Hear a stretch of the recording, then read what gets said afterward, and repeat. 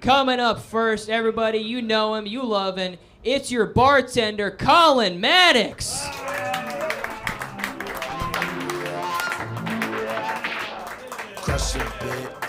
Hey, keep it going for Zachary. Keep it going. For that little librarian twink.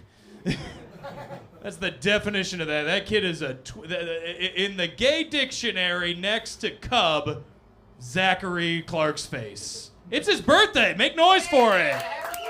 Yeah. He's finally legal to drink. He's young. I think it's funny. I don't know. What are we talking about? I'm pansexual, Covert Cafe. Cheer for that. Yeah. This is Portland. You cheer for that here, damn it. I figured it out semi-recently because I was raised in a gay family. I have 2 gay moms, so I'm ethnically gay. Gay on both sides. I did 23andMe, didn't come back. Polish, German, no, 100% gay. So it was weird. It was weird to figure that out about myself and whatever, but it's cool. Pansexual feels right. That's if you don't know what pansexual is, it's just bisexual but more pretentious. That's pretty much what it is. It's a more specific flavor. What does that even mean, though? One of my gay moms asked me, Colin. She goes, what does pansexual even mean? Well, yeah, number 1, keep me away from the cast iron. Hey. And number 2, it means I'm a slut. I don't care how I identify. Show me your holes. Let's have fun. Let's get into it. Let's have an experience. We're not here for a long time. We're here for a good fucking time. Am I right? Yes. Yeah, hell yeah.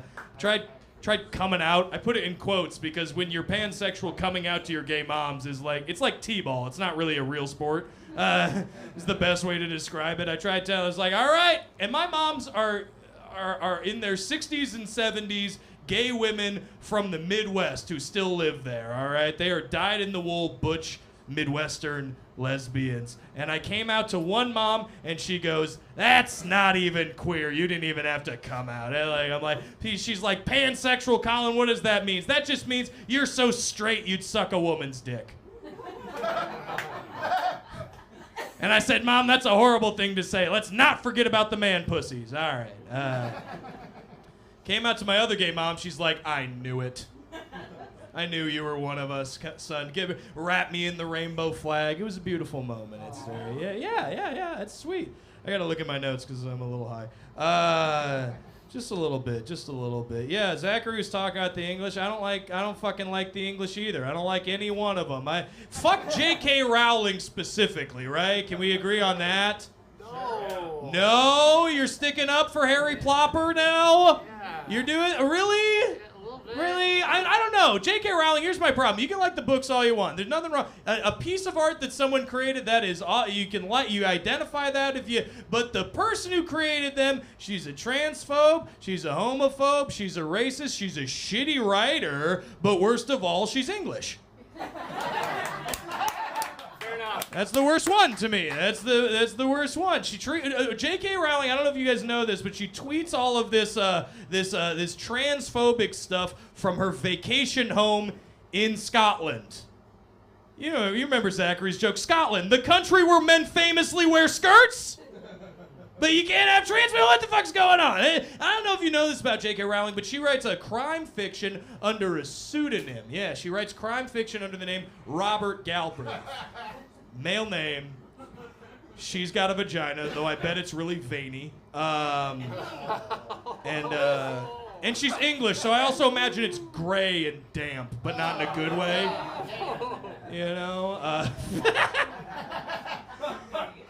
It looks like a fucking elephant ear has been in a produce aisle.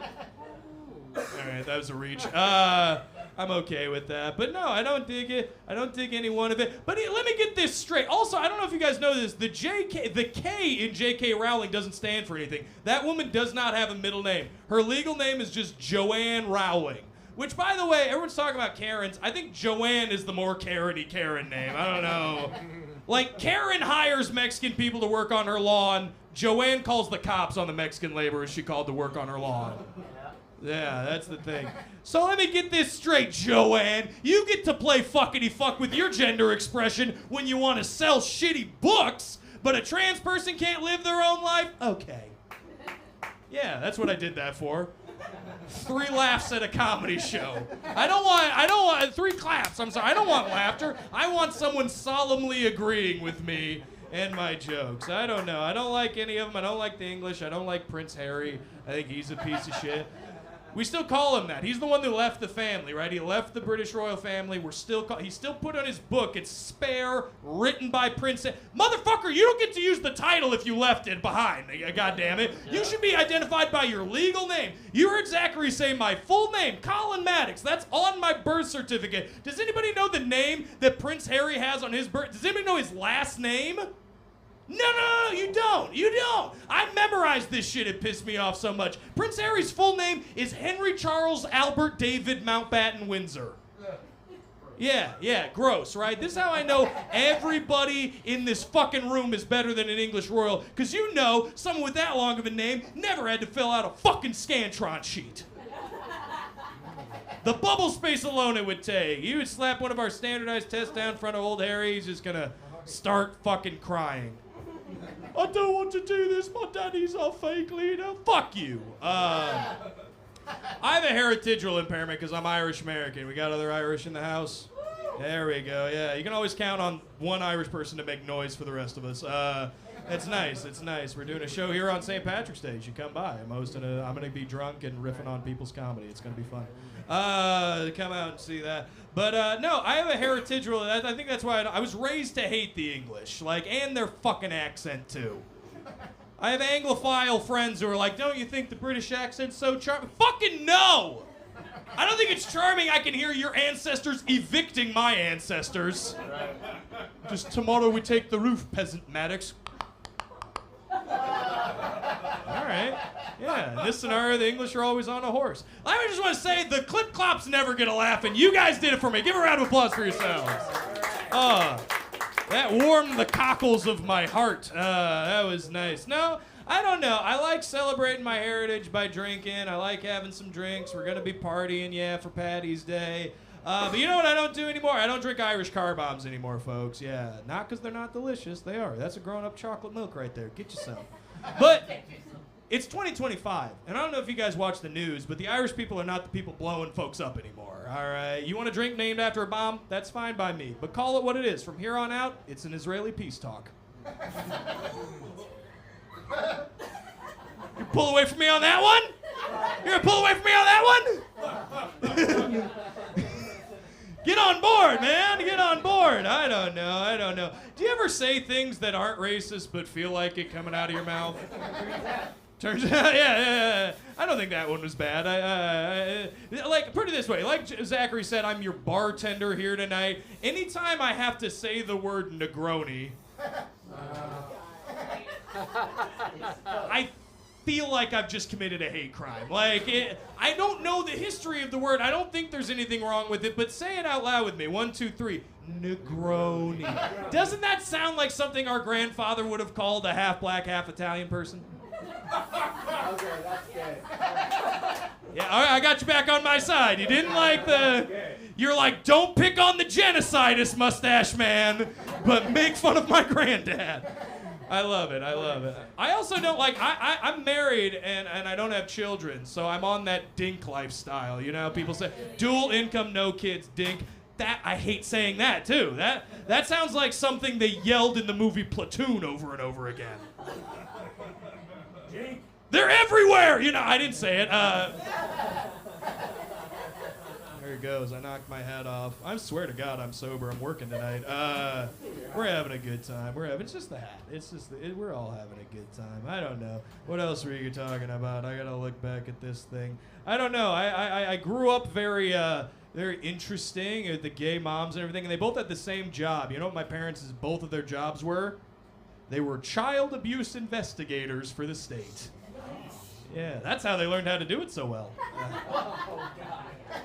Now, I'll tell a quick story, though. I remember when I was 14 years old, I had my learner's permit for driving, right? So my mom takes me out on a driving lesson. We're driving out the country roads outside of Davenport, Iowa, where I grew up, the rolling cornfields. And we park on this gravel road that's up on a hill overlooking all of these cornfields. And my mom tells me this story. Now, I need to tell you, Michelle Maddox, my mother, her work nickname was Mad Dog. Like, yeah, tiny little Irish-American lesbian social worker, Mad Dog. All right, this is what you're going. She worked a child abuse case where these guys were beating, this guy was beating his two young daughters who were elementary school age, and then they got a protective order so the dad couldn't contact them or whatever, and the dad then started stalking the kids, showed up at their school and everything, and when he showed up at the school, he says, I have a gun in my back seat, I'm taking my kids. So the cops all showed up. They lead this guy on a high-speed chase, and my mom tells me they chased him, he lost the cops, and he got to this hill on a gravel road overlooking a bunch of cornfields, and he took the protective order that my mom had written and wrote on the back, Michelle Mad Dog Mattox is a cold-blooded bitch. And then he took the shotgun and put it in his mouth and blew his fucking head off. Yeah, clap for that. Clap for a child abuser taking himself out of the equation.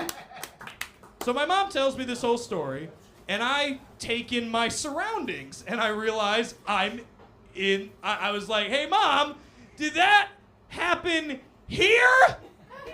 And she's like, yeah, I come here to think sometimes. What the fuck? I go, what are you talking about? She's like, yeah, whenever I think of that child-abusing shithead kissing the muzzle of his 12-gauge, I feel really centered. It's a little fair. Yeah, and I want to say that child-abusing guy was right about one thing. My mom is a cold-blooded bitch, and we love her for it. Make some noise for the Mad Dog. You guys have a good one.